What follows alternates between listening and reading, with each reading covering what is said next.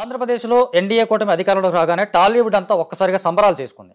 అటు మీడియా జర్నలిస్టుల దగ్గర నుంచి ప్రతి టాలీవుడ్ ప్రొడ్యూసర్స్ దగ్గర నుంచి డైరెక్టర్స్ వరకు చాలామంది సంబరాలు చేసుకున్నారు. ఎందుకు? అక్కడ తెలుగుదేశం ప్రభుత్వం గెలిస్తే సినిమా పరిశ్రమకి ఒక మంచి రోజులు వస్తాయని, సినిమా వాళ్ళకి సంబంధించినటువంటి కొంతమందికి మేలు జరుగుతాయని చెప్పేసి ఒక సంబరాలు చేసుకున్నారు. మరి నిజంగానే అక్కడ టాలీవుడ్ అక్కడికి వెళ్తుందా? ఆంధ్రప్రదేశ్కి వెళ్తుందా? ఆంధ్రప్రదేశ్ నుంచి తెలుగు సినిమా పరిశ్రమకి ఎలాంటి సహకారం ఉండబోతోంది? ఆంధ్రప్రదేశ్లో తెలుగు సినిమా కొత్తగా ఇంకేమన్నా కొత్త ఇండస్ట్రీ అక్కడ క్రియేట్ అయ్యే అవకాశాలు ఉన్నాయా? ఇవన్నీ తెలుసుకుందాం. సీనియర్ జర్నలిస్టు భరద్వాజ్ గారు ఉన్నారు. ఆయనతో అడిగి ఈ డీటెయిల్స్ అని ఒకసారి కనుక్కుందాం. అండి. హాయ్.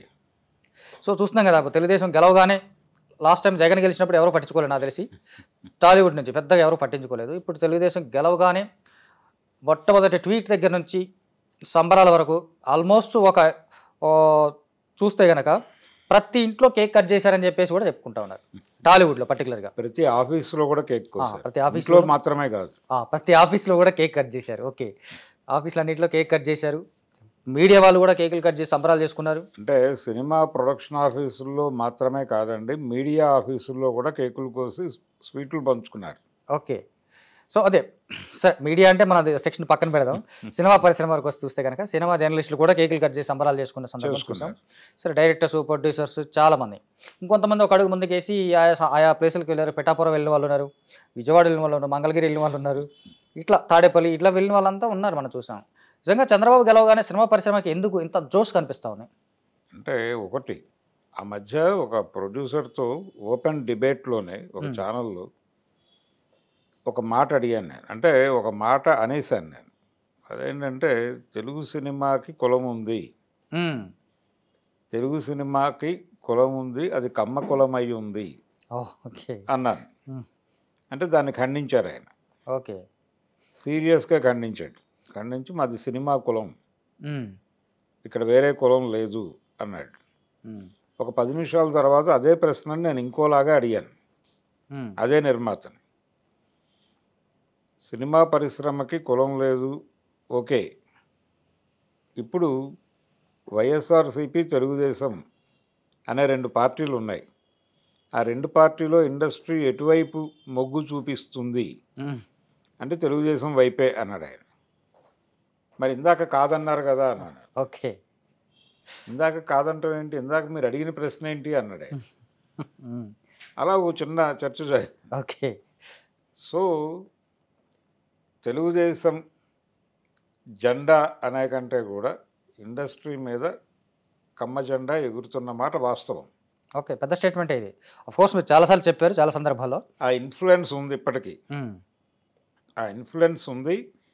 దాని మీద పోరాటమే పవన్ కళ్యాణ్ ఆ రోజు చేసింది. చాంబర్ దగ్గరికి ఆయన మెగా హీరోలతో వెళ్ళి చేసింది. అలాగే నాగబాబు గారు బాలకృష్ణ ఎవరో తెలియదు అన్న మాట, అవును, ఇవన్నీ ఆ అజమాయిషీ మీద పోరాటంగానే చూశాను నేను. ఆనందించాను కూడా, ఇది మంచిదే అని. ఓకే, ఇలా చేయటం మంచిదే అని అనిపించింది. కానీ తర్వాత ఇప్పుడు వాళ్ళందరూ ఒకే శిబిరంలోకి వెళ్ళారు.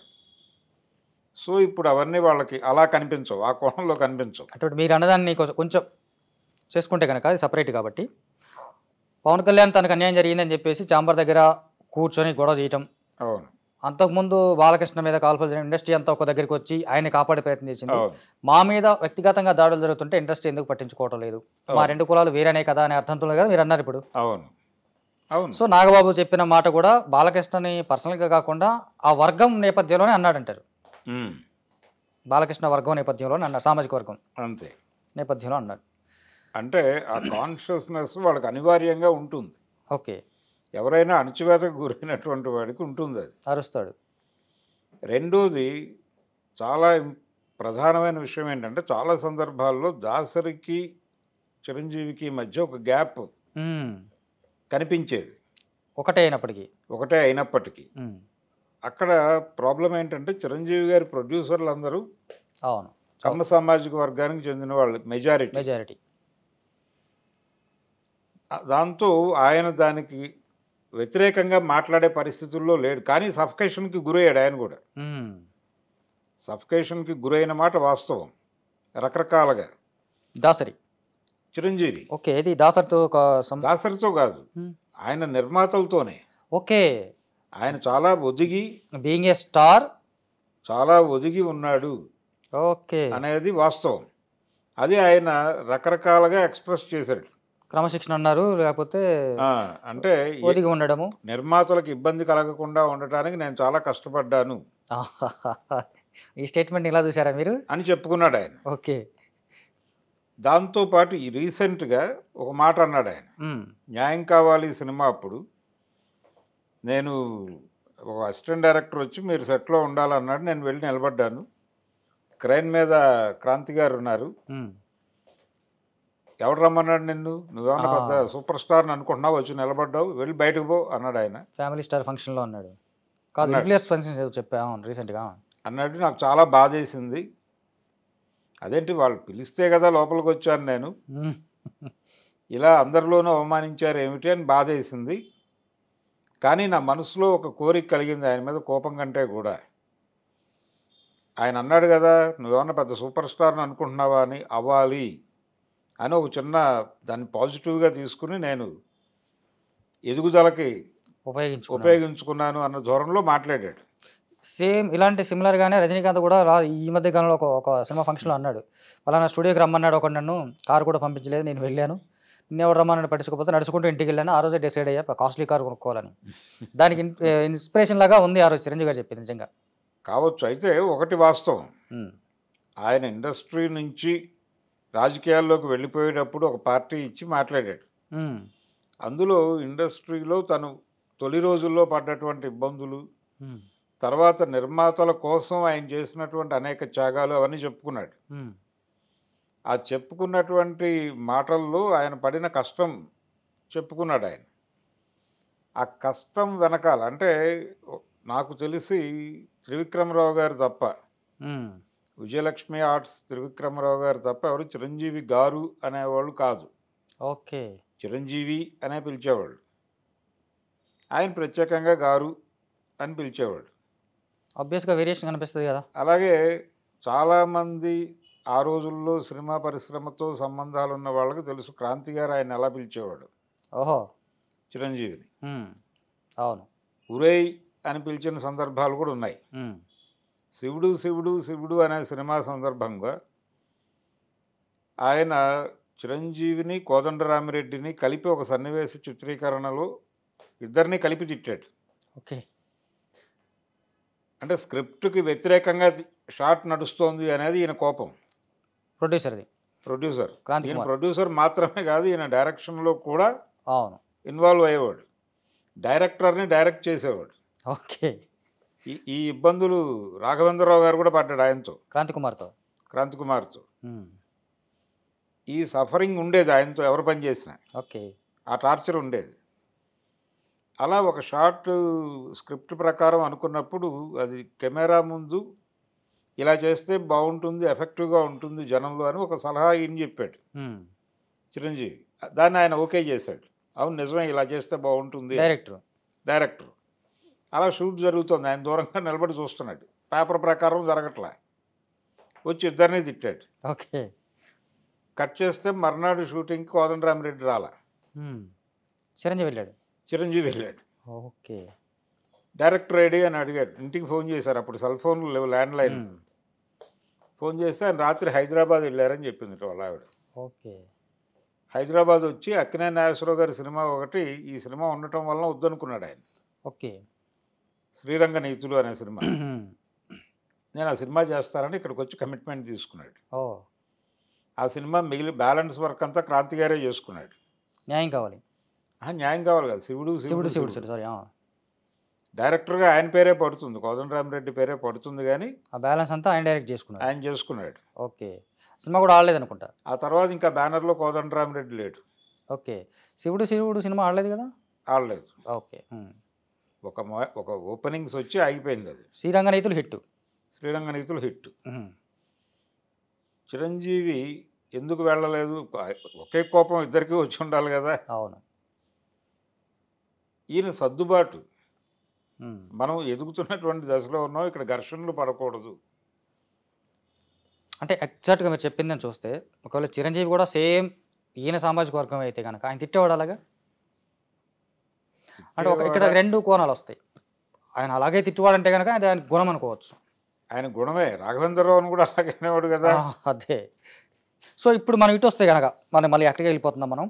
ఈ ఇండస్ట్రీకి సంబంధించి చంద్రబాబు నాయుడు గెలిచిన తర్వాత సంబరాలు చేసుకోవడానికి ఇవన్నీ ఒక రకంగా మీరు చెప్పినటువంటి జెండా ప్రభావము ఉంది, వాళ్ళ ఇన్ఫ్లుయెన్స్ నడుస్తోంది. అయితే కులకోణంలో చూడటం తప్పు అనే మాట వినిపిస్తుంది, కానీ ఒక రకంగా తెలుగు సినిమాలో ఎందుకు క్యాస్ట్ ఇష్యూని కథలుగా తీసుకొచ్చి చెప్పడంలో ఫెయిల్ అవుతున్నారు అనే కోణంలో కనుక చూస్తే తమిళ సినిమాలో వాళ్ళు చాలా ఈజీగా మాట్లాడేస్తారు. దాన్ని ఇక్కడికి వచ్చాక ఎందుకు మాట్లాడలేకపోతున్నారు అంటే ఇదే కారణం. ఈ ఇన్ఫ్లుయెన్స్ ఉండటమే కారణం. వర్గంగా మాట్లాడతారు వీళ్ళు, కులంగా మాట్లాడరు. వర్గ పోరాట కోణం తీసుకొచ్చి మాట్లాడతారు. జరుగుతోంది కుల పోరాటం. ఎగ్జాంపుల్, బెస్ట్ ఎగ్జాంపుల్ ఈ మధ్య కాలం అంటే నారప్ప. ఎందుకు ఆ రాజీ ధోరణి అంటే ఈ ఇన్ఫ్లుయెన్స్ ఉండటమే కారణం. అంటే అక్కడ జరిగిన ఏదైతే అణచివేతుందో అది ఇక్కడ చేసింది మనమే కదా, మన గురించి మనలా చెప్పుకుంటామనే అనే. అంతేనా? అనే. ఓకే. ఇప్పుడు రామానాయుడు గారు జయం మనదే అనే సినిమా తీశాడు. ఆ సినిమాలో ఒక రకంగా అది ఏ నేపథ్యం తీసుకున్నారు వాళ్ళు? కారంచేడు నేపథ్యం. కారంచేడు వారి స్వగ్రామం. అక్కడ జరిగినటువంటి దాడులు, వాళ్ళు పారిపోయి వెళ్ళి విజయనగర్ కాలనీ అని చెప్పి చీరాల దగ్గర శివార్లలో వాళ్ళు ఒక విడిగా గ్రామం ఏర్పాటు చేసుకునే పరిస్థితి కల్పించారు కదా, ఊళ్ళోంచి గెంటేసి. దాంట్లో వీళ్ళ ఫ్యామిలీ కూడా దగ్గుబాటి చెంచురామయ్య వీళ్ళందరూ ఉన్నారు కదా, కుటుంబమే ఉంది. వాళ్ళు ఆయన మీద దాడి జరిగి ఆయన చంపేశారు కదా తర్వాత. సో ఈ నేపథ్యంలో అంటే వాళ్ళు చేసిన దాడిని కూడా వాళ్ళు సినిమా తీసి క్యాష్ చేసుకోగలరు, అంత ఆర్గనైజ్డ్గా నడుస్తుంది అక్కడ. సో ఈ ఇన్ఫ్లుయెన్స్ అంతా ఉంది ఇండస్ట్రీ మీద. లేదు అని మాట్లాడతారు కానీ ఉంటుంది, చాలా లౌక్యంగా నడుస్తుంది. ఈ ఇబ్బందులు పడేవాడు ఆయన చిరంజీవి. ఓకే. ఈ ఇబ్బందులు పడుతూ వాళ్ళకు కొంచెం సహకరించేవాడు.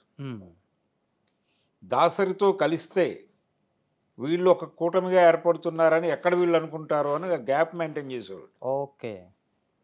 ఆ గ్యాప్ మెయింటైన్ చేయటం వెనకాల కారణం అది. ఒక దశలో అంటే ఎక్కువ మంది నిర్మాతలు అట్టున్నారు ఆయనకి, ఆగిపోవద్దు ఏనంటే ఆగిపోతున్నారు వాళ్ళు. అంటే ఎన్టీఆర్ పొలిటికల్ ఎంట్రీ. అవును. ఎన్టీఆర్ రాజకీయాల్లోకి వెళ్ళిపోయిన తర్వాత అశ్విని దత్ గారు అన్న మాట ఇది. అవును. ఒక పెద్ద క్రౌడ్ పుల్లర్ హీరో వెళ్ళిపోయాడు సినిమాలో వదిలేసి, ఈ థియేటర్లను నింపేవాడు ఎవరు అనుకున్నాం. కృష్ణ అప్పటికే కొంచెం వయసు దగ్గర పడ్డము, ఆయన పర్టికులర్ రోల్స్ చేయలేకపోవడం. అంటే అప్పటికి ఆయన ఉన్నాడు కానీ ఆ స్టామినా వేరు. ఒక కొత్త వెల్లువ కావాలి. కరెక్ట్గా రామారావు గారు ముఖ్యమంత్రి అయిన కొత్తలోనే ఖైదీ సినిమా రిలీజ్ అయింది. అవును, 83లో. అది ఒక గ్యాప్ని ఫిల్ చేసింది. బిగ్గెస్ట్ హిట్ అవ్వడం ఆ గ్యాప్ని ఫిల్ చేసింది ఆ సినిమా. సో ఒక క్రౌడ్ పుల్లర్ దొరికాడు అనేది అర్థమైపోయింది ఇండస్ట్రీకి. సో అక్కడి నుంచి అతనితో సినిమాలు, కృష్ణతో చేయలేరు కదా వాళ్ళు. అవును. రామారావు గారు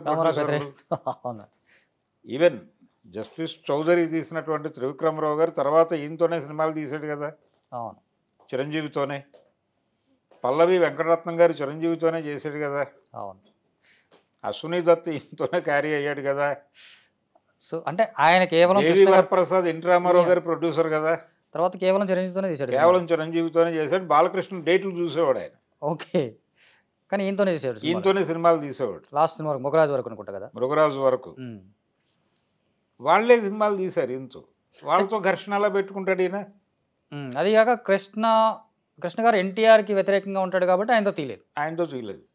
వాళ్ళ వాడే అయినప్పటికీ చెప్పినట్టుగా ఆయన రామారావు గారిని విమర్శిస్తూ సినిమాలు తీస్తున్నాడు అప్పుడు. అవును. అందుకని అనివార్యంగా వీళ్ళందరూ అంటే ఎలా ఉండేదంటే ఇండస్ట్రీలో అంటే ఒక రకంగా ఖైదీ చిరంజీవి గారిని టర్న్ చేసింది అంటే అది బ్లాక్ బస్టర్ అవడం, ఇక్కడ ఉన్నటువంటి ఆ సామాజిక సమీకరణల సిచ్యుయేషన్కి దాటి ఈయన స్టార్ అయినప్పటికీ అంటే కండిషన్స్ ఎలా ఉండేవంటే, ప్రెజర్ ఎలా ఉండేదంటే, ఎన్టీ రామారావు గారు రాజకీయాల్లోకి వెళ్ళిపోయిన తర్వాత ఆయన మీద నాదెండ్ల భాస్కర్రావు గారు వెన్నుపోటు పొడిచాడు. ఆయన దగ్గర నుంచి పవర్ లాక్కున్నాడు. 4 రోజులు ముఖ్యమంత్రిగా ఉన్నాడు ఆయన. తెలుగుదేశం పార్టీలో ఉన్న కొంతమంది ఆయన వైపు వెళ్ళారు. ఆ వెళ్ళిన వాళ్ళల్లో తాతినేని ప్రకాష్ రావు గారు కూడా ఉన్నాడు. ఓ ఎన్టీఆర్తో చాలా సినిమాలు చేశారు. ఎన్టీ రామారావు గారి రూమ్మేట్ ఆయన.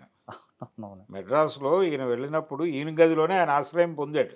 ఈయన టీవీ రాజు ఎన్టీఆర్ రూమ్మేట్స్ అంటారు. రూమ్మేట్స్ మ్యూజిక్ డైరెక్టర్ టీవీ రాజు గారు ఉన్నప్పుడు రామారావు ఆయన రాజకీయాల్లో నుంచి వచ్చాడు, అక్కడికి కమ్యూనిస్టు రాజకీయాల్లో నుంచి వచ్చాడు తాతినేని ప్రకాష్ రావు.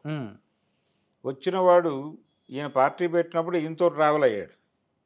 ట్రావెల్ అయ్యి అటు వెళ్ళాడు, నాదెండ్ల వైపు టర్న్ తీసుకున్నాడు. ఒక రకం వెన్నుపోటు బ్యాచ్లో ఈయన కూడా ఉన్నట్టే. ఉన్నట్టే.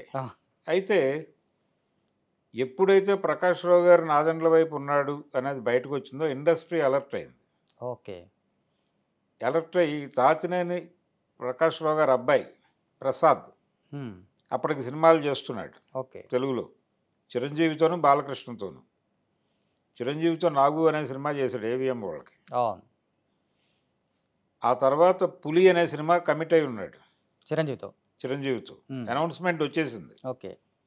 అనౌన్స్మెంట్ వచ్చేసిన తర్వాత ఈ ఇన్సిడెంట్ జరిగింది. అప్పుడు చిరంజీవి గారు టిఎల్వి ప్రసాద్ని ఇంటికి పిలిచి బ్రేక్ఫాస్ట్ ఇచ్చి, ఈ కండిషన్లో నిన్ను డైరెక్టర్గా తీసేద్దాం అనుకుంటున్నారు, ఆ విషయం నన్ను కన్వే చేయమన్నారు, నేను కన్వే చేస్తున్నాను మీకు. వేరే ఆల్టర్నేటివ్ రాజ్ భరత్తో వెళ్ళిపోదాం అనుకుంటున్నాం, మీకు ఇచ్చిన అడ్వాన్స్లు అవన్నీ ఓకే, అవన్నీ ఎవరు మాట్లాడరు, ఇది కండిషన్. ఆయన హర్ట్ అవుతాడేమో మిమ్మల్ని డైరెక్టర్గా పెట్టుకుంటే అని చెప్పి క్లోజ్ చేశారు దాన్ని. ఓకే. అలా బాలకృష్ణతో కమిట్మెంట్స్ కూడా వెళ్ళిపోయినాయి. ఓకే. ఏం చేయాలో అర్థం కాని పరిస్థితిలో టిఎల్వి ప్రసాద్ తాతినేని రామారావుతో మాట్లాడుకుని బాంబే వెళ్ళిపోయి మిథున్ చక్రవర్తి సినిమాలు డైరెక్ట్ చేసుకుంటూ అక్కడ బతికాడు. ఓకే.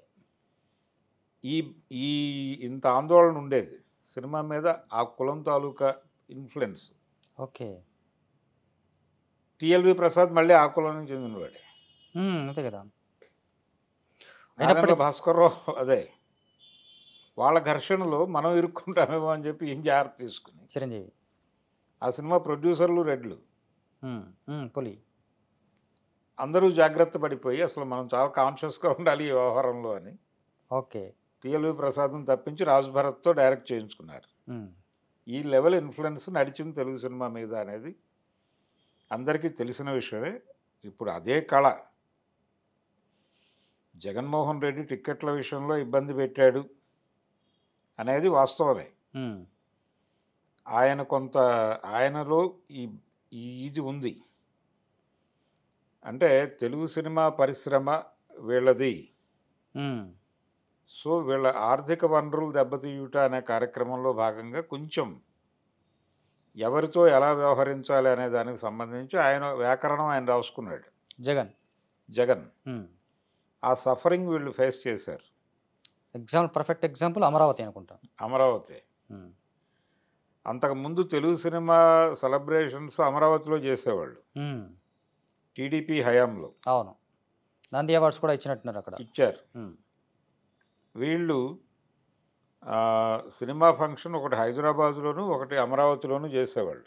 అవును, రెండు తెలుగు రాష్ట్రాలని కవర్ చేయాలని. జగన్ ముఖ్యమంత్రి అయిన తర్వాత ఒక ఫంక్షన్ కూడా అటు పోలేదు. అవును, హైదరాబాద్లోనే చేసుకోవడం మొదలుపెట్టేశారు. అది మన ఏరియా కాదు ఇంక ఇప్పుడు, అది అక్కడికి మనం వెళ్ళొద్దు అని ఒక లైన్ తీసుకున్నారు.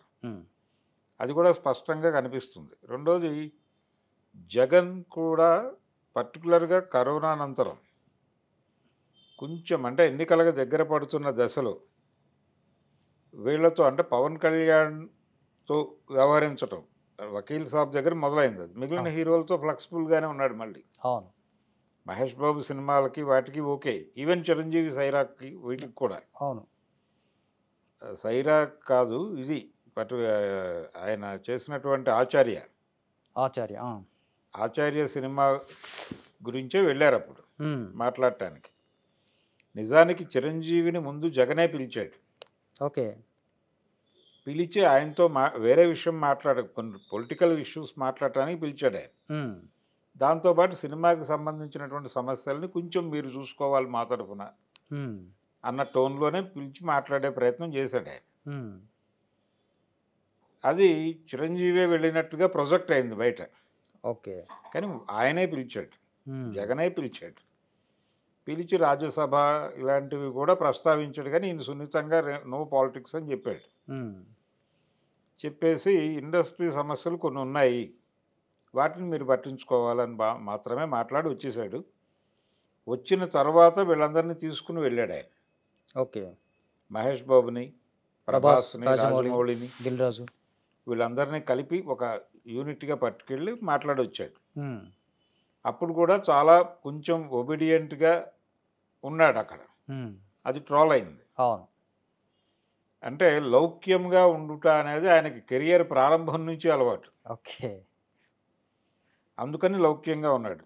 లౌక్యంగా వ్యవహరించినప్పటికీ ఆ బర్న్ ఉంటుంది మనిషిలో. అవును. అది ఎక్కడో చోట బయటపడుతుంది. అది మొన్న పవన్ కళ్యాణ్కి 5 కోట్లు ఇవ్వడంలో బయటపడి ఉండొచ్చు. సీఎం రమేష్కి సపోర్ట్ చేయమని చెప్పడంలో బయటపడి ఉండొచ్చు. అవును. సో ఆయన రకరకాల బర్న్స్ అన్ని ఎక్కడో ఒక చోట అక్నాలెడ్జ్ చేశాడు. అవును. చిరంజీవి ఇలా ఇండస్ట్రీలో వీళ్ళ ఇన్ఫ్లుయెన్స్ ఉంది అనేది దాసరి గారు చాలా సందర్భాల్లో మాట్లాడాడు. ఎదురీత యుద్ధము చేశాను నేను ఇక్కడ అని. అయినప్పటికీ ఆయనతో ఒక సయోధ్య నడిచింది, ఘర్షణ ఉండేది. అంటే ఆయన కాంగ్రెస్లో కొంచెం స్ట్రాంగ్గా ఉండడము, స్ట్రాంగ్గా ఉండటం మాత్రమే కదా. అంటే దాసరి యాక్సెసిబుల్ ఎవరికైనా. అవును. ఒక లైట్ బాయ్ అయినా కానీ వెళ్ళిపోయి తలుపు కొట్టేసి ఆయనతో మాట్లాడగలడు. ఆ యాక్సెస్ ఇవ్వటం వలన అనుకోకుండా ఆయన నాయకుడు అయ్యాడు. అవును. ఇప్పుడు ఆయనతో డిస్టర్బెన్స్ పెట్టుకుంటే వీళ్ళందరికీ తగులుతుంది అది. ఓకే. అందుకని దాసరితో జాగ్రత్తగా ఉండేవాళ్ళు, ఇబ్బంది ఉన్నప్పటికీ. ఎందుకు సౌందర్యలహరికి దాసరిని పిలవలేదు రాఘవేంద్రరావు గారు? అయితే ఫస్ట్ ఎపిసోడ్లో నా బదులు మాట్లాడిన దాసరి గారికి థ్యాంక్స్ చెప్తూ అని ఉంది వాక్యం. ఓకే. కానీ ఎందుకు ఫిజికల్గా ఆయన ఉన్నాడు అప్పుడు. అవును. ఉన్నప్పటికీ ఎందుకు పిలవలేదు? విశ్వనాథ్ గారిని పిలిచాడు. రాఘవేంద్రరావు సౌందర్యలహరికి సంబంధించి సమకాలీన దర్శకుడు. వాళ్ళిద్దరికి సంబంధించిన చర్చ జరిగేది అక్కడ. ఓకే. ఆయన పాజిటివ్గానే మాట్లాడేవాడు. తప్పదు ఇంకప్పుడు. నారాయణరావు గారు అనే మాట్లాడేవాడు. పైగా ప్రకాష్ రావు గారు ఈ జనరేషన్లో బెస్ట్ డైరెక్టర్ దాసర్ అని అన్నారు అనే మాట కూడా ఈయనే చెప్పాడు. అవును. నిజానికి ఒక విషయం నాకు తెలిసినంత వరకు ఏంటంటే, రాఘవేంద్రరావు కథాబలం ఉన్న సినిమాలు చేస్తున్నాడు. ఈయన దాసరి నారాయణరావు కథాబలం ఉన్న సినిమాలు చేస్తూ ఉన్నాడు. ఆయన హీరోలతో పని లేదు ఆయనకి, ఆయన కథలే హీరోలు అని చేత ఇప్పుడు నేను హీరోలతో గంతులు వేయించాలి. అవును. పైగా ఈయన కూడా కథలతో ఫస్ట్ కల్పన ఈ సినిమాలు తీసినప్పుడు కొంచెం క్రాంతి గారి ఇన్ఫ్లుయెన్స్. దాంతో తర్వాత అదేదో కొంచెం మిస్ఫైర్ అయ్యేసరికి ఇది కాదు, మనం కథలు కాదు ఇంకేదో చూపించాలని ఈయన మొదటి నుంచి కూడా ఈయన పెద్ద సినిమాల మీదే ఈయన దృష్టి. రాఘవేంద్రరావు అంటే వీళ్ళిద్దరు కంపేర్ చేసుకున్నప్పుడు ఈయన ఇలాగా భావించాడని చెప్పేసి కూడా కొంతమంది చెప్తా ఉంటారు. అవును. అంటే ఆయన చెప్పిన మాటే అదే, రాఘవేంద్రరావు గారు చెప్పిన మాటే అది కూడా. అది అంటే దాసనారాయణని డామినేట్ చేయాలంటే ఖచ్చితంగా నేను ఇంకేదో స్పైసీనెస్ చూపించాలి. అవును. అప్పుడు ఆయనకి యాపిల్ పండు దొరికింది. అంతే. అదే ధోరణిలో ఆయన ప్రయాణం అలా నడిచింది. అదే ఈయన ప్రయాణం ఇలా నడిచింది. సో ఇప్పుడు ఇక్కడికి వచ్చేసరికి ఈ క్యాస్ట్ బేస్డ్ సెక్షన్ మొత్తం మళ్ళీ ఇప్పుడు ఆంధ్రప్రదేశ్కి వెళ్ళే అవకాశం ఉందా? ఇప్పుడు పరిశ్రమని హైదరాబాద్ నుంచి విజయవాడకు షిఫ్ట్ చేయటమో విశాఖపట్నానికి షిఫ్ట్ చేయటం అనే ప్రోగ్రామ్ డెఫినెట్గా ఉండదు. ఓకే. ఎందుకు ఉండదు అంటే, మెడ్రాస్ నుంచి ఇక్కడికి రావడానికే 40 ఏళ్ళు పట్టింది హైదరాబాద్ రావటానికి. 53లో రాష్ట్రం ఏర్పడితే 90లో కదా కదలిక మొదలైంది. సో ఇప్పటికిప్పుడు ఇండస్ట్రీ అక్కడికి వెళ్ళటమో ఇక్కడికి రావటమో లేదు. ఇక్కడ తెలంగాణ సినిమా, దక్కన్ సినిమా ఏదో డెవలప్ చేస్తామని తెలంగాణ ఉద్యమ కాలంలో చెప్తానే ఉన్నారు, చెప్పారు తప్ప తర్వాత అందరూ మర్చిపోయారు. అవును. దాన్ని పక్కన పెట్టేశారు పూర్తిగా. పెట్టేసి ఇదే నడుస్తోంది, ఇదే ఛాంబర్. ఈ రోజుకి కూడా ఆ ఛాంబర్ మీద ఆ పేరే ఉంటుంది, ఆ ఫొటోసే ఉంటాయి, అదే కథ నడుస్తుంది. మధ్యలో పైడి జయరాజ్ ఫోటో ఒకటి, లక్ష్మీదేవి ఫోటో ఒకటి వచ్చి ఈ మధ్య కాలంలో అదనంగా యాడ్ అయ్యాయి 10 ఏళ్లలో నాకు తెలిసినంత వరకు. ఇంకొకటి ఏంటంటే, తెలుగు సినిమా హీరోలు ఎప్పుడూ కూడా ఆంధ్ర నగరాల్లోనే లొకేట్ అయ్యారు. రామారావు గారి టైంలో మెడ్రాస్లో లొకేట్ అయ్యాడు అవును. తప్ప తెలంగాణ పల్లెల్లో లొకేట్ కాలా ఎప్పుడు. కరీంనగర్ నుంచి తెలుగు సినిమా స్టార్ హీరో ఎవరు రాలా, ప్రాజెక్ట్ అవ్వలే అసలు. అది అక్కడ లొకేట్ కాడు తెలుగు హీరో. కానీ తెలంగాణ ఉద్యమం జరిగిన తర్వాత, తెలంగాణ ఏర్పడిన తర్వాత మొదటి దశలో వచ్చిన సినిమాల్లో అలా లొకేట్ చేయాలి అని కాన్షియస్గా అనుకుని చేశారు కొన్ని సినిమాలు. అవును, పెళ్లి చూపులు బాగా దానికి. పెళ్లి చూపులు కంటే కూడా అల్లు అర్జున్ రేస్ గుర్రంలో వరంగల్లో లొకేట్ చేశారు హీరోని. ఇలాంటివి కనిపిస్తాయి కొన్ని కొన్ని సినిమాల్లో అలా తెలంగాణ. అలాగే Gopichand cinema, Gopichand success cinema ఉంది కదా, లౌక్యం. అవును, అది కూడా వరంగల్లో లొకేట్ చేశారు.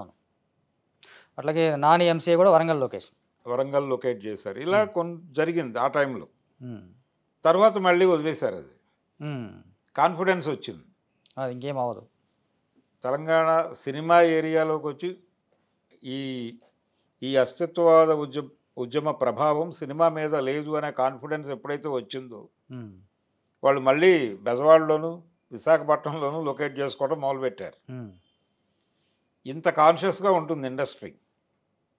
అందుకని వాళ్ళు ఈ రోజున చంద్రబాబు నాయుడు గెలవగానే కేకులు కోసుకోవటానికి, సెలబ్రేట్ చేసుకోవడానికి, వెళ్ళి అభినందించడానికి వీటన్నిటికీ ప్రాతిపదిక ఉంది చాలా స్పష్టంగా. అది ఇండస్ట్రీ మీద ఈ రోజుకి ఎగురుతున్నటువంటి ఆజెండానే కారణం. ఇప్పటికిప్పుడు ఇండస్ట్రీ అక్కడికి పోదు, ఓకే, వెళ్ళే అవకాశం లేదు. ఎందుకంటే ఆల్రెడీ వైజాగ్లో స్టూడియోస్ ఉన్నాయి. రామానాయుడు గారికి ఒక స్టూడియో ఉంది. ఆ స్టూడియోలో ఒడియా సినిమాలు ఎక్కువ షూట్ జరుపుకుంటున్నాయి, బెంగాలీవి అవి జరుపుకుంటున్నాయి. ఓకే, వీళ్ళు వెళ్ళి అక్కడ షూటింగ్లు ఏం చేయట్లేదు తెలుగు వాళ్ళు. అంటే నేను అనేది ఏంటంటే, ఇప్పుడు మీరు చెప్పిందాన్ని లీడ్ తీసుకుంటే అక్కడ ఆయన గెలవడం కారణంగా ఆ నేపథ్యం ఉన్న వాళ్ళంతా ఇక్కడ కేకులు కట్ చేసుకున్నారు. అవును, మరి ఇక్కడ కేకులు కట్ చేసుకున్న వాళ్ళందరికీ ఆయన ఇచ్చేటువంటి స్వీట్ న్యూస్ ఏముంటుంది, వీళ్ళకి ఏముండే అవకాశం ఉంటుంది? ఇప్పుడు వైజాగ్లో స్టూడియో పెట్టాలి అనేటువంటి ఆకాంక్ష చిరంజీవి గారికి ఉంది. ఆ మేరకు అక్కడ ఒక 2 కొండల మీద ఆయన జెండా ఎగరేసే అవకాశం ఉంది. జెండా ఎగరేసాడు ఆల్రెడీ. ఆయనకి కొన్నారు, ఆయన ప్రభుత్వం కేటాయింపుల్లో వచ్చింది అది. ఓహో, ఫ్రీగానే కేటాయింపే. అంటే అది ఎవరి హయాంలో? చంద్రబాబు హయాంలో జరిగిందా, జగన్ హయాంలో జరిగింది? చంద్రబాబు టైంలో, 2014లోనే. ఆ టైంలోనే జరిగింది. ఆ టైంలో ప్రోత్సాహకాల్లో భాగంగానే జరిగింది అది. ఈయన కొంత కేంద్ర మంత్రిగా వ్యవహరించి ఇటు రావటం ఇదంతా పనిచేసింది, ఇన్ఫ్లుయెన్స్ అంతా. పైగా ఇండస్ట్రీలో నెంబర్ 1 హీరో కాబట్టి ఆయనకు కొంచెం ఆ వెసులుబాటు కల్పించారు. ఇప్పుడు ఆయన అక్కడ స్టూడియో నిర్మాణాన్ని వేగవంతం చేసే అవకాశం అయితే ఉంది, ఓకే, ప్రభుత్వ సహకారంతో.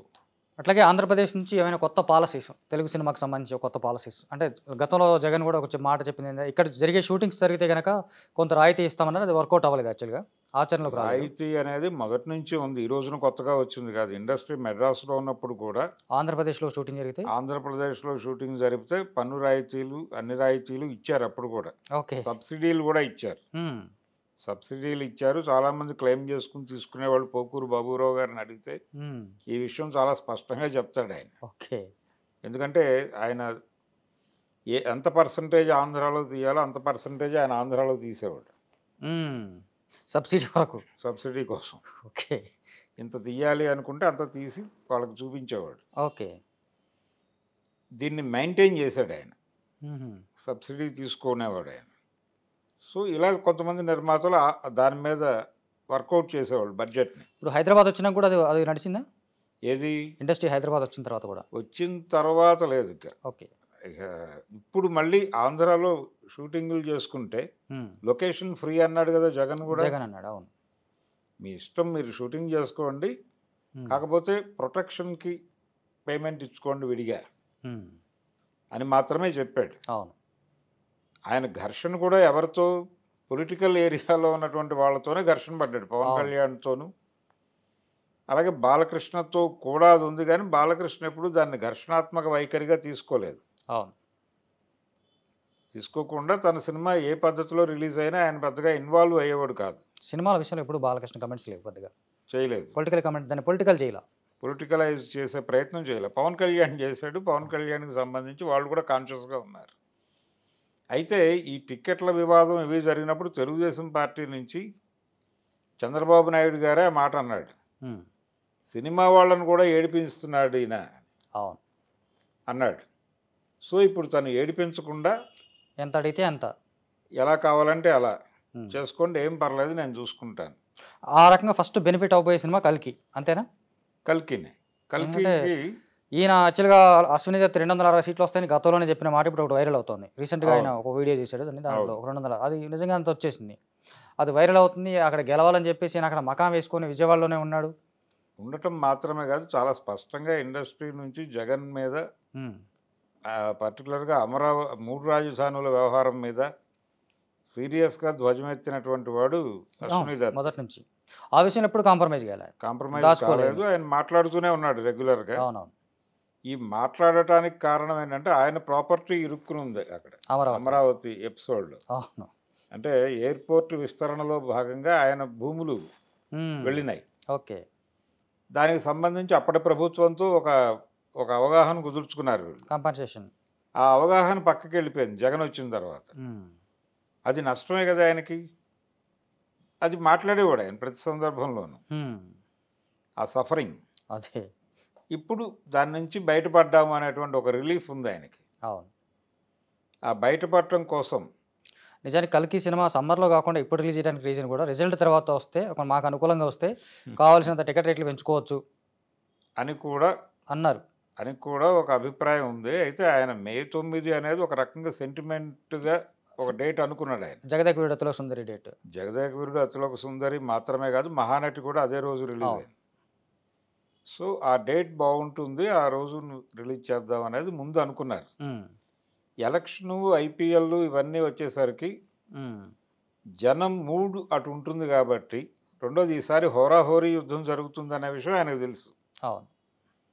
దీనిలో ఈ సినిమా వేయటం కరెక్ట్ కాదు అనే ఉద్దేశం. ఇక్కడ మాత్రమే కాదు, జాతీయ స్థాయిలో కూడా ఒక యుద్ధ రంగం నడిచింది. ఎలక్షన్ ఉంది కాబట్టి పార్లమెంట్ ఎలక్షన్స్ కూడా చాలా ప్రాంతాల్లో ఎన్డీఏని ఉంచాలా. ఇప్పుడు ఎలాగైతే ఏపీలో జగనే ఎజెండా, జగన్ ఉండాలా, జగన్ని పంపాలా అనే ఎజెండాగా జరిగింది ఎన్నిక. అలాగే జాతీయ స్థాయిలో పార్లమెంట్కి జరిగిన ఎన్నిక కూడా ఎన్డీఏని ఉంచాలా, తీసేయాలా అనేది జరిగింది. అందుకనే 140 దగ్గర ఆగింది. అది 240 దగ్గర ఆగింది. నిజానికి 211 దగ్గర ఆగుతుంది అనేది ప్రిడిక్షన్. ఒక 30 స్థానాలు అదనంగా వచ్చినాయి ఎన్డీఏ బీజేపీకి. దాంతో ఎన్డీఏ భాగస్వామ్య పక్షాల సహకారంతో వాళ్ళు ఇప్పుడు ప్రభుత్వాన్ని ఏర్పాటు చేయగలుగుతున్నారు. ఇది కూడా యుద్ధమే. ఆ యుద్ధం ఇది పైగా pan India cinema, pan world cinema. అందుకని ఈ గొడవలన్నీ అయిపోయిన తర్వాత రిలీజ్ చేద్దామని చెప్పి ఆయన. సో ఇప్పుడు అనుకోకుండా ఇది కలిసి వచ్చింది. ఇది వస్తుందనే విషయం కూడా ఆయన మాట్లాడాడు. టెస్ట్ చేశారు. అవును, అది వచ్చే ఉంది కాబట్టి. అంటే తనలాంటి వ్యతిరేకత ఇక్కడ పర్టికులర్గా ఒక కమ్యూనిటీ మొత్తం కూడా యాంటీ జగన్గా వ్యవహరించింది. ఏదైతే ఇండస్ట్రీలో డామినేటింగ్గా ఉన్న కమ్యూనిటీ ఉందో వాళ్ళంతా వాళ్ళంతా 1% కూడా అటు జగన్ వైపు లేదు. మొత్తంగా టోటల్గా కన్సాలిడేట్ అయ్యారు. ఆ కన్సాలిడేషన్ అనేది చాలా పర్టికులర్గా కనిపించింది ఎన్నికలు. అది పరిశ్రమ నుంచి కూడా వ్యక్తమైంది. మనకి లాస్ట్ ఒక 5 yearsలో చూసుకుంటే పవన్ కళ్యాణ్ కూడా ఆంధ్రాలో ఒక స్టూడియో కట్టబోతున్నాడనే వార్తలు ఒక దశలో వచ్చినాయి, సడన్గా ఆగిపోయినాయి. అది అయ్యే అవకాశం ఉంది? అది లేదు. చిరంజీవి గారు అయితే స్టూడియో, వైజాగ్లో స్టూడియో అనేది ఆయన డ్రీము. అక్కడ ఇల్లు ఉంది ఆయనకి. అవును, ఆయన ఒక మాట అన్నాడు, ఆఫ్టర్ అంటే నేను ఇంకా యాక్టివిటీ విరమించుకున్న తర్వాత వైజాగ్ వచ్చి సెటిల్ అవుతాను అని. ఆ ఇంటి గృహప్రవేశం సందర్భంగా మాట్లాడాడు ఆయన. సో ఆయనకు స్టూడియో నిర్మాణము అనేది ఒక డ్రీమ్ ఉంది. అది ఈ టెన్యూర్లో కంప్లీట్ అయిపోవచ్చు, అవడానికి అవకాశం ఉంది. ఎందుకంటే ఆయన ఎన్డీఏతో దగ్గరగా ఉన్నాడు, చంద్రబాబుతో త్రూ పవన్ కళ్యాణ్ సన్నిహితంగా ఉన్నాడు. పైగా చంద్రబాబు గారి ప్రభుత్వం ఏర్పాటు వెనకాల కీలక పాత్ర పవన్ కళ్యాణ్దే. అవును, ఆయన 5 కోట్లు చందా ఇచ్చున్నాడు, ఆ పార్టీకి ఫండ్ ఇచ్చున్నాడు. సో ఇవన్నీ కలిసి వచ్చే అంశాలు కాబట్టి ఆ పని జరిగిపోయే అంటే ఛాన్సే ఎక్కువ ఉంది. ఊరకే ఎవరు మహానుభావులు అనుకోవచ్చా? 5 కోట్లు ఫండ్ ఇటువంటి కల వెనక స్టూడియో ఒకటి ఉంది. ఉండొచ్చు. ఉండొచ్చు. ఉండొచ్చు. ఓకే. సో చూద్దాం. అంటే ఇప్పుడు మనం అంత ఎర్లీగా మాట్లాడుకోవటం ఆంధ్రప్రదేశ్ నుంచి సినిమా ఇండస్ట్రీకి ఎలాంటివి ఉంటాయనేది ఇంత ఎర్లీగా మాట్లాడుకోవడం కూడా రైట్ కాదేమో. ఫర్దర్గా ఇంకా గవర్నమెంట్ ఫామ్ అయ్యి కొంత సానుకూల ధోరణి అయితే ఖచ్చితంగా ఉంటుంది. జగన్తో పోలిస్తే జగన్తో పోలిస్తే కనుక ఖచ్చితంగా ఉంటుంది. ఎందుకంటే చంద్రబాబు నాయుడు మొదటి నుంచి సినిమా వాళ్ళని పాలిటిక్స్లోకి విరిగా పట్టుకొచ్చి ప్రమోషన్స్ చేయించి యాడ్స్ చేయించి వాళ్ళతో రకరకాలు చేసింది. ఆ ట్రెండ్ మొదలుపెట్టింది ఈయన. సో ఇండస్ట్రీకి వెనక దగ్గరగా ఉంటాడు. ఆ గ్లామర్ కూడా అవసరం ఆయనకి. ఎన్టీఆర్ కంటే కూడా ఇండస్ట్రీకి దగ్గరగా ఉన్నవాడు చంద్రబాబు. ఇండస్ట్రీ మనిషి అయినప్పటికీ ఇండస్ట్రీతో వ్యతిరేకంగానే ఉన్నాడు ఆయన. అవును. స్లాబ్ సిస్టమ్ పెట్టి స్లాబ్ సిస్టమ్ తీసేయమని అడిగితే వెళ్ళి ఎవరికి ప్రాబ్లం అని అడిగాడు ఆయన. దాసరి కృష్ణ వెళ్ళి అడిగితే అంటే ఎగ్జిబిటర్లు సఫర్ అవుతున్నారు అని చెబితే ఆయనకి 5-6 థియేటర్లు ఉన్నాయి. ఇప్పుడు హైదరాబాద్లో 3 థియేటర్లు ఉన్నాయి, విజయవాడలో 2 థియేటర్లు ఉన్నాయి, ఇలా ఒక 5-6 సినిమా హాళ్ళు ఉన్నాయి ఆయనకి. నాకంటే పెద్ద ఎగ్జిబిటర్ ఎవడన్నా వచ్చి సఫర్ అవుతున్నాం అని చెప్తే వింటా వచ్చేసారు వీళ్ళు బయటికి. వైఎస్ రాజశేఖర రెడ్డి వచ్చాక తీశాడు అది. ఆ ధోరణిలో ఉండేవాడు ఆయన. ఈయన చాలా సానుకూలంగా ఉన్నాడు. వాళ్ళతో యాడ్స్ చేయించారు, యాక్ట్ చేయించారు, రకరకాలుగా ప్రచారాలు చేయించారు. రాఘవేంద్రరావు గారికి పదవి ఇచ్చాడు. సో చూసుకుంటే కనుక రాబోయే రోజుల్లో తెలుగు సినిమాకి టికెట్ రేట్లు పెద్ద సినిమాలకి పర్టికులర్గా పెద్ద సినిమాలకి టికెట్ రేట్లకు సంబంధించినటువంటి జగన్ లాగా వచ్చినటువంటి ఇష్యూస్ అయితే రిపీట్ కావు. ఎవరికి ఎంత కావాలంటే అంత పెంచుకునే అవకాశం ఉంటుంది. ఆ మేరకు ప్రభుత్వం ఏదైతే టికెట్ రేట్లు తగ్గించిన టికెట్ రేట్లకు అనుగుణంగా టికెట్లు అమ్ముతున్నారా లేదా అని అప్పుడు ఎంఆర్ఓలు చూసినట్టుగా పెంచిన టికెట్ రేట్లకు అనుగుణంగా అమ్ముతున్నారా లేదా అని ఈ ఎంఆర్ఓలు వెళ్ళి చూసినా ఆశ్చర్యం లేదంటే. సో చూద్దాం. ఇది దీనికి సినిమా ఆంధ్రప్రదేశ్లో తెలుగు సినిమాకి సంబంధించినటువంటి ఎలాంటి ఆదరణ రాబోతుందనే దానికి ఎగ్జాంపుల్గా చాలా విషయాలు చెప్పారు భరద్వాజ్ గారు. కాకపోతే ఇందులో కొంతమందికి ఇబ్బంది కలిగించేటువంటి అంశాలు ఉన్నాయి. అయినప్పటికీ ఆయన ఇలాంటి విషయాలు చాలా సందర్భాల్లో చెప్పు ఉన్నారు. దీనికి సంబంధించి ఎవరైనా వ్యతిరేకించే వాళ్ళు ఉన్నా హ్యాపీగా వెల్కమ్ చేస్తాం. దాని గురించి ఎవరైనా మాట్లాడవచ్చు. మరి టాలీవుడ్కి ఆంధ్రప్రదేశ్ నుంచి చంద్రబాబు నాయుడు ఎలాంటి తాయిలాలు ఇవ్వబోతున్నాడు అనేది మరి కొద్ది రోజుల్లో తెలుస్తుంది. ఆ తర్వాత మరోసారి మాట్లాడుకుందాం. Thank you.